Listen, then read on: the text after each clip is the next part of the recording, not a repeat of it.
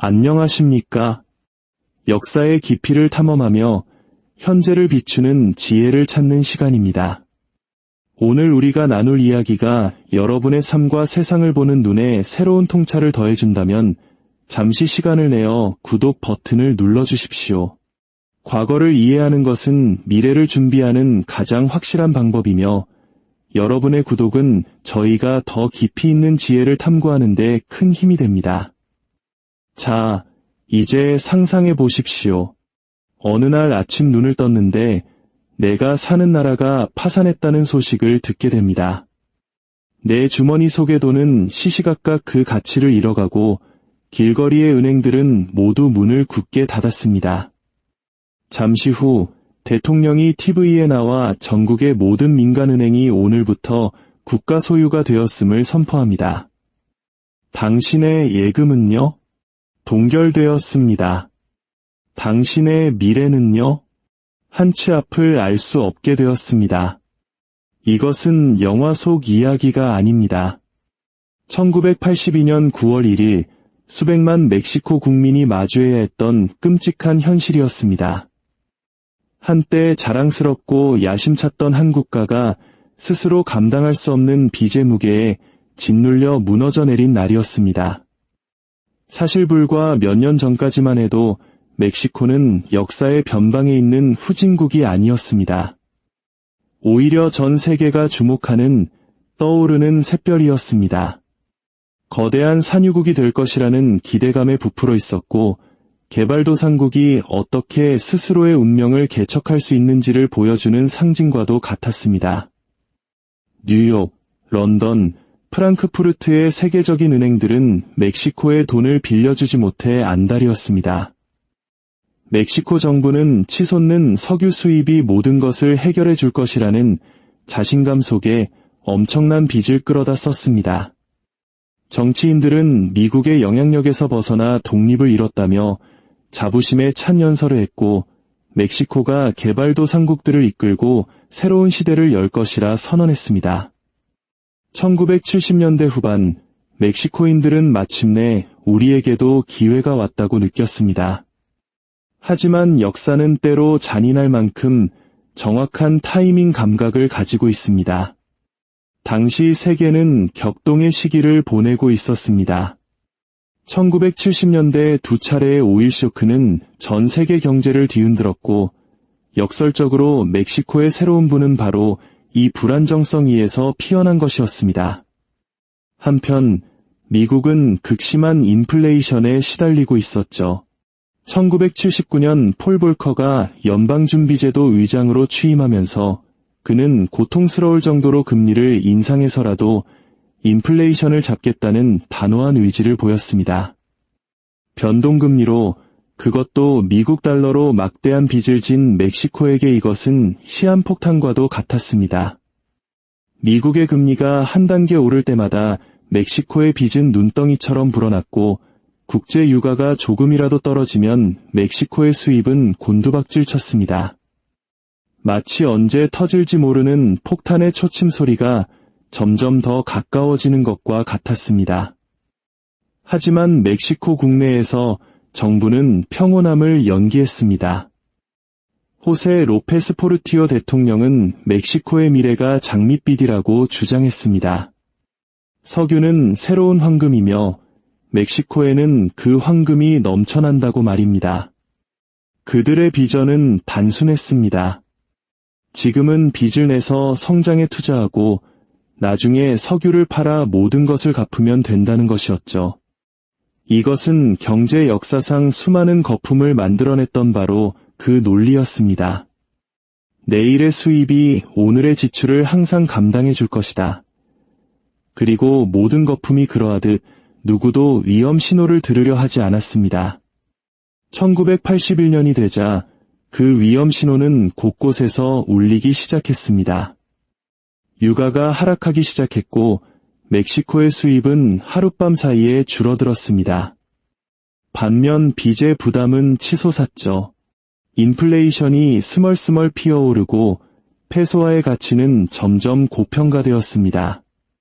불안감을 느낀 투자자들은 돈을 해외로 빼돌리기 시작했습니다. 자본 유출, 즉 부유층이 자신들의 재산을 해외로 옮기는 현상은 멕시코의 외환 보유고를 고갈시키기 시작했습니다.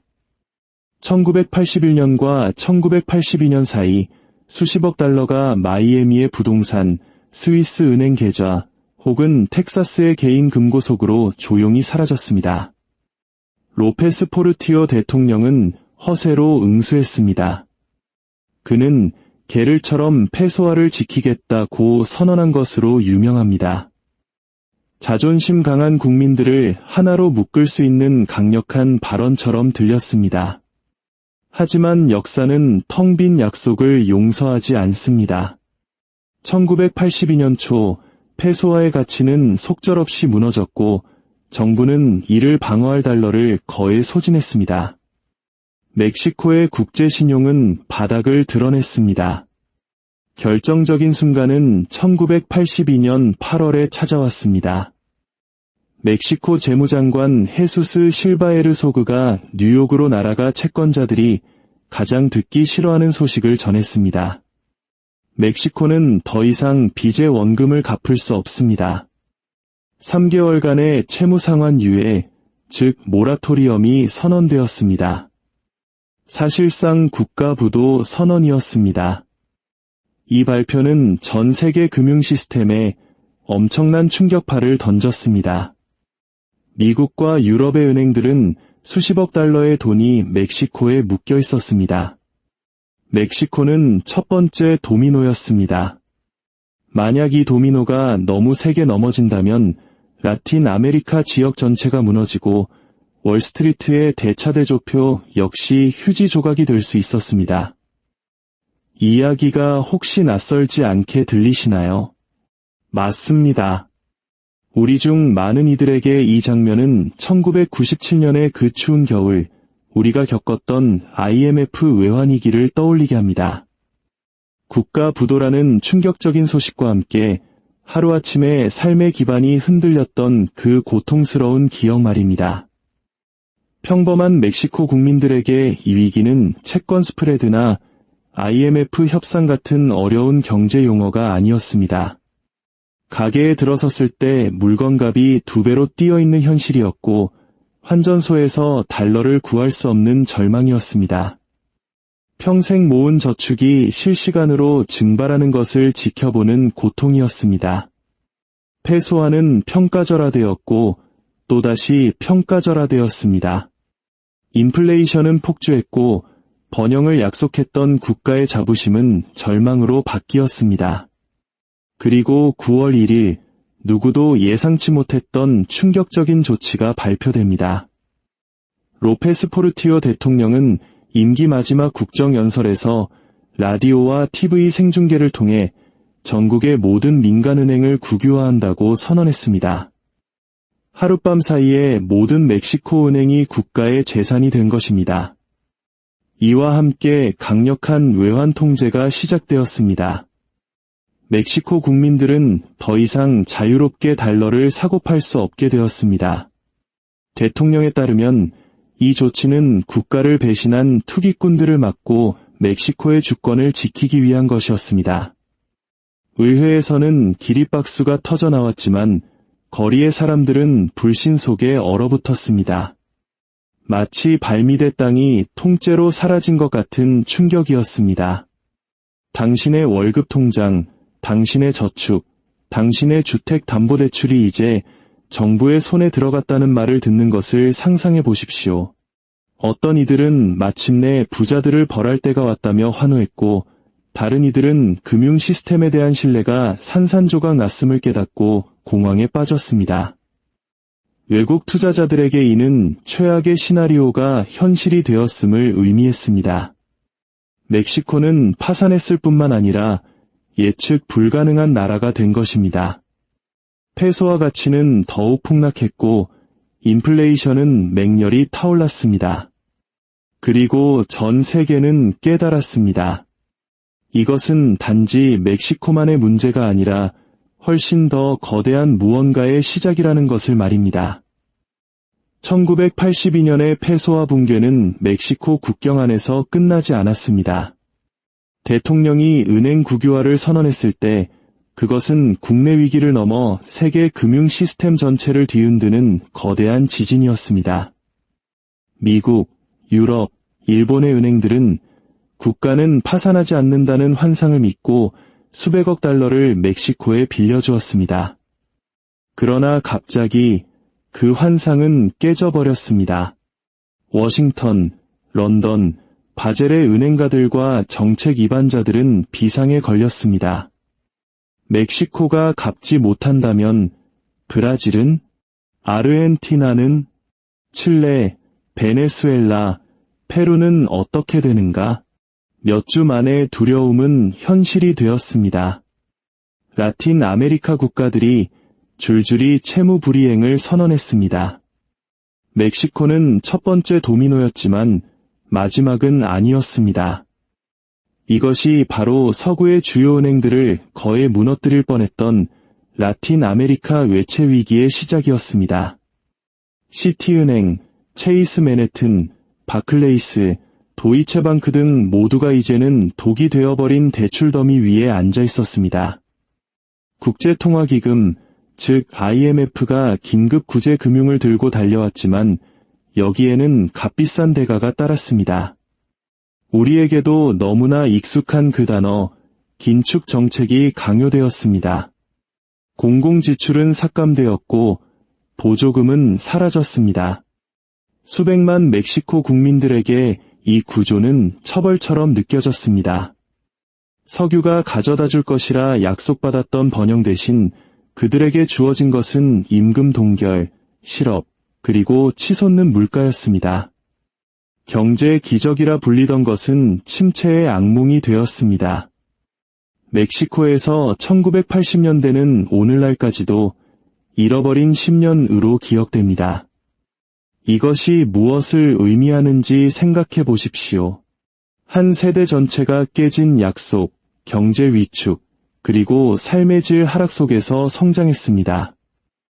중산층이 되기를 꿈꿨던 가족들은 오히려 자신들보다 더 적은 기회를 가진 자녀들을 지켜봐야 했습니다. 주권과 독립이라는 자랑스러운 수사는 국제 채권단에 대한 의존으로 변질되었습니다. 한때 개발도상국의 리더를 자처했던 멕시코는 과도한 자신감과 빚, 그리고 현실 부정이 어떻게 한 국가의 미래를 파괴할 수 있는지를 보여주는 경고의 사례가 되었습니다. 그리고 여기에 불편한 진실이 있습니다. 이것은 단지 멕시코만의 이야기가 아니라는 것입니다. 이것은 전 세계에서 계속해서 반복되는 패턴입니다. 국가들은 호황기에는 거품이 영원할 것이라 믿고 막대한 빚을 냅니다. 허황된 자신감으로 자국 통화 가치를 방어하며 초기의 경고 신호들을 무시합니다. 그러다 세계 경제의 흐름이 바뀌어 금리가 오르고 원자재 가격이 떨어지고 투자자들이 불안해지면 붕괴는 순식간에 찾아옵니다. 부자들은 재빨리 돈을 빼돌리고 중산층은 덫에 걸리며 가난한 사람들이 가장 큰 대가를 치릅니다. 그리고 정부는 통제력을 잃지 않기 위해 자본 통제, 은행 압류, 긴축 정책과 같은 극단적인 조치에 손을 댑니다. 이것이 그저 과거의 역사라고 생각하신다면 다시 생각해 보십시오. 2008년 우리는 미국과 유럽의 은행들이 붕괴 직전까지 가는 것을 목격했습니다. 2013년 키프로스는 금융 시스템 안정을 위해 은행 계좌를 동결하고 예금을 압류하여 유럽을 충격에 빠뜨렸습니다. 아르헨티나 국민들은 반복되는 패소와 붕괴로 저축이 사라지는 고통을 겪고 있습니다. 심지어 세계 최강대국인 미국조차 부채 한도 증액을 둘러싼 정치적 논쟁은 정치와 금융이 충돌할 때 돈에 대한 신뢰가 얼마나 취약해질 수 있는지를 보여줍니다. 교훈은 보편적입니다. 돈은 곧 신뢰입니다. 사람들이 자국 통화가 안정적이라고 믿고 은행이 안전하다고 믿을 때 시스템은 작동합니다. 그 믿음에 균열이 생기면 어떤 법이나 명령, 심지어 국유화 조치도 공황을 막을 수 없습니다. 로페스 포르티오 대통령은 은행을 장악하고 투기꾼을 비난하면 멕시코를 구할 수 있다고 생각했습니다. 하지만 그는 오히려 금융 시스템을 작동시키는 바로 그 신뢰를 파괴했습니다. 건물은 국유화할 수 있고 금고는 빼앗을 수 있으며 돈은 찍어낼 수 있습니다. 하지만 사람들에게 당신을 믿으라고 강요할 수는 없습니다. 멕시코의 붕괴는 우리에게 진정한 부가 무엇인지 다시 묻게 합니다. 진정한 부는 호황기 대차대조표 위의 숫자로 측정되는 것이 아닙니다. 진정한 부는 회복 탄력성입니다. 호황이 끝나고 빚을 갚아야 할 때, 모든 환상이 깨졌을 때 견뎌낼 수 있는 능력 말입니다. 포르티오 대통령은 은행을 국유화함으로써 멕시코의 주권을 증명하려 했습니다. 하지만 10년도 채 되지 않아 바로 그 은행들은 다시 민간 투자자들에게, 그것도 상당수 외국인들에게 매각되었습니다. 국가는 붕괴의 비용을 모두 떠안았지만 소유권은 떠나버렸습니다. 재정적 독립을 지키려다 오히려 그것을 잃어버린 비극적인 아이러니였습니다. 신뢰가 죽으면 돈도 죽습니다. 그리고 나라도 무너집니다.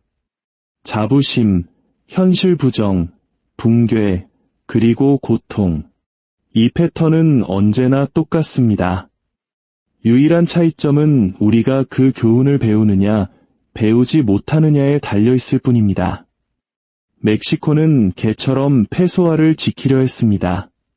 결국 페소화는 익사했고 국민들이 그 대가를 치렀습니다. 우리에게 남겨진 질문은 간단합니다. 다음 위기가 왔을 때, 그리고 위기는 반드시 올 것입니다. 우리는 과연 그 경고 신호들을 알아볼 수 있을까요? 아니면 또다시 값비싼 대가를 치르며 힘겹게 교훈을 배우게 될까요? 역사는 이미 그 답을 알고 있습니다. 우리는 그저 눈을 뜨고 바라보기만 하면 됩니다.